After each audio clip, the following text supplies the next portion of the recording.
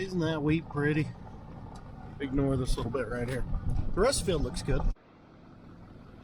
It looks so peaceful. Good morning, everybody. Welcome back. I'm sorry. I'm tired. I'm at a loss for words at the moment. It's been a long 3 days. 3 straight days of wind over 30 with gusts over 50. And we've been trying to irrigate in that wind. Yeah. You want to talk about feeling like you're doing absolutely nothing with the limited water that you do have. Oh, anywho.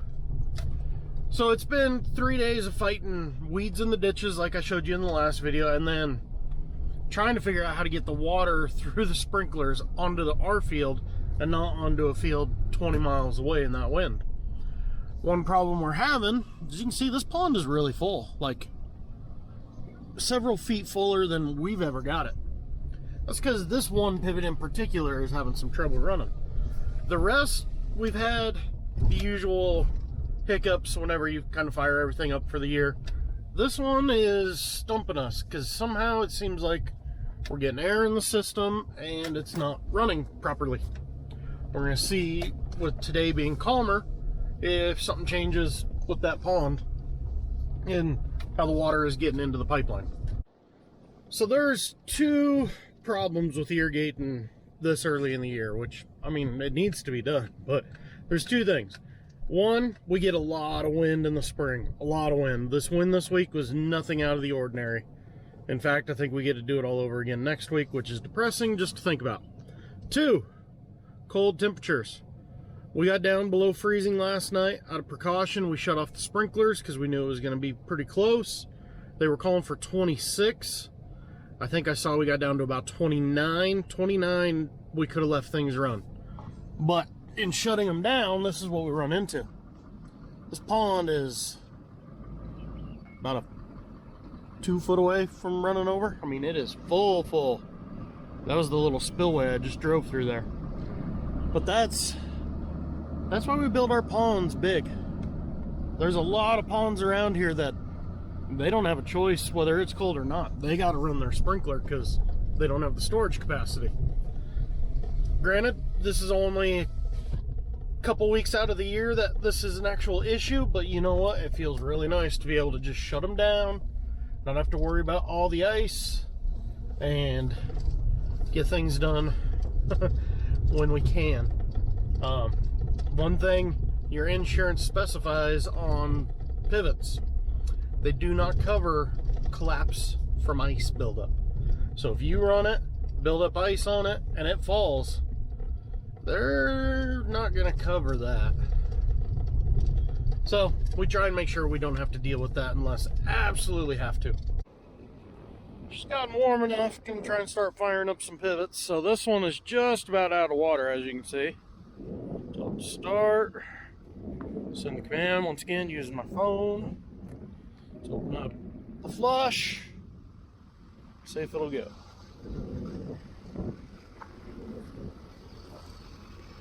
Knowing my luck, there's probably an error code because the power flashed yesterday. Wow, look at that hair.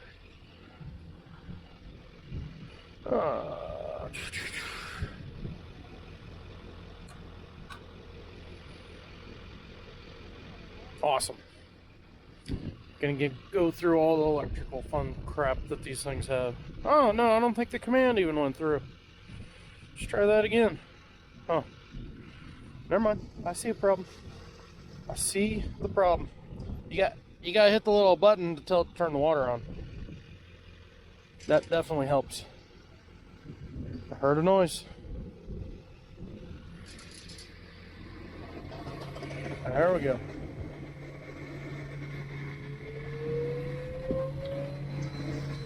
It's been a long 3 days, like I said. Sometimes you forget to hit all the buttons. So let this flush for a second. Again, that just cleans out the screen that's inside. This is definitely the wrong wind because it's starting to get wet. Good enough.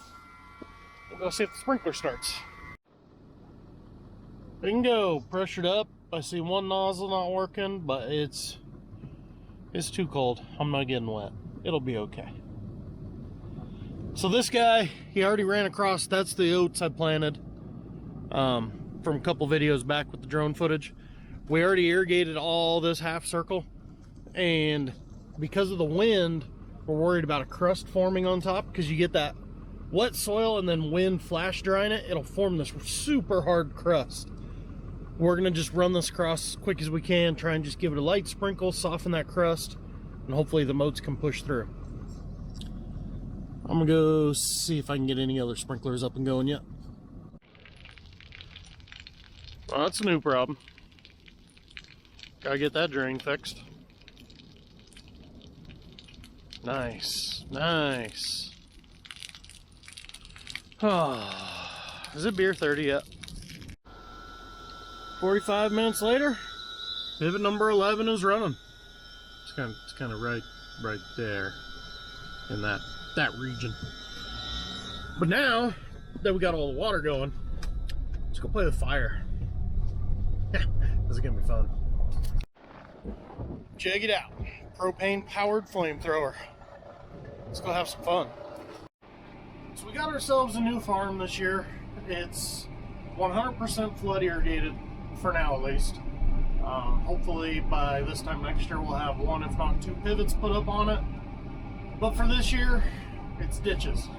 Ditches mean weeds. And as you can see behind me, somebody else got the same idea as me. They got a good fire going. I wonder what that is, because that's a big cloud of smoke. Either way, so we're gonna go burn out the ditches so the water can flow to where we need it to, get all that stuff ready to go, because we're getting water there 7 a.m. tomorrow.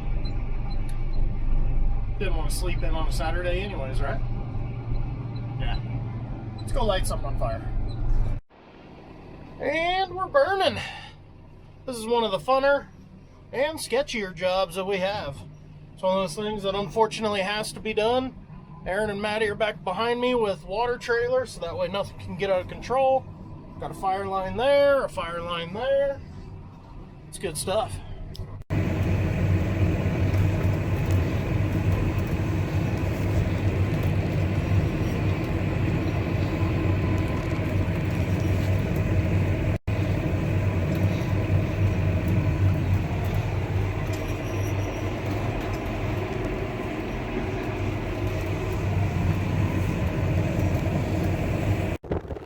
Sorry for the wind, guys. I'm doing this with my phone. So we had one little strip here that we couldn't get because of the wind and the windrows that were left over there. So I went and got the VT, made a fire break, burned by hand. Maddie supervising like always. Good stuff. The last couple clips I had to do with my phone, so I'm not sure if there's going to be any audio or not. If not, basically I had to quit burning because we were about to lose it. There was about a 10-mile-an-hour wind. We're coming up on some dry land. You don't have to cover your mouth. It's okay. My daughter's riding with me. We were going along this edge of dry land that had been swamped and not baled, and it was starting to catch the windrows, and they were starting to run out of water. It was one of those issues where we just shut down. I ran back to the yard, got this, brought it over to build a fire break, and then me, the Big Chief, and Maddie just went ahead and burned the last 100 yards that we needed to burn by hand. Just pitchfork and a lighter. That's all you need, really. But then we figured while we had this already over here, we wanted to come try and work a little bit of ground, because we're still trying to come up with a grand plan for what to plant where, because nothing is ready. These guys really like to graze, so they leave a lot of stubble, which for them works great. For us, didn't. Landall was out here a couple days ago working on this VT, leveling some things up, so we wanted to make sure that worked. We wanted to see what this field was like, if we could just come in and plant it.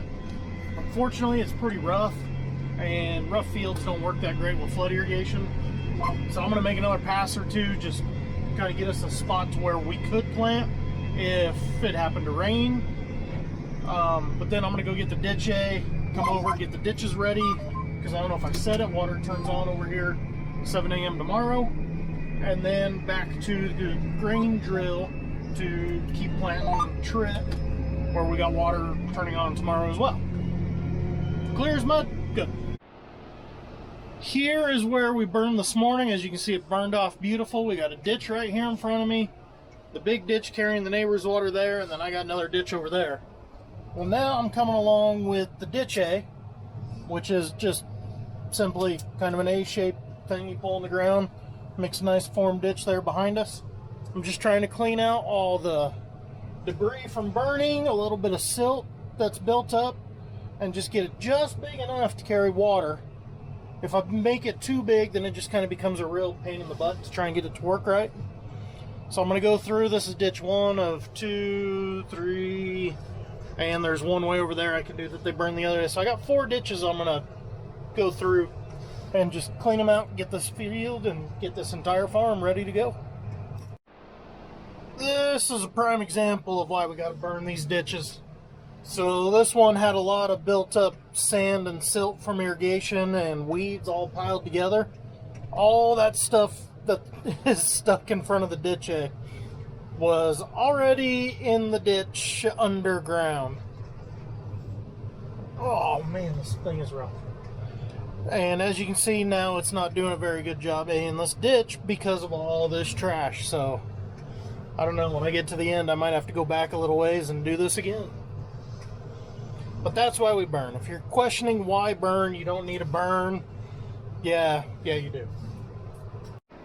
Finally got the planter loaded, got moved to this other farm, doing some spot planting. As you can see, we got some bad spots from irrigation last fall. Gonna touch this guy up a little bit.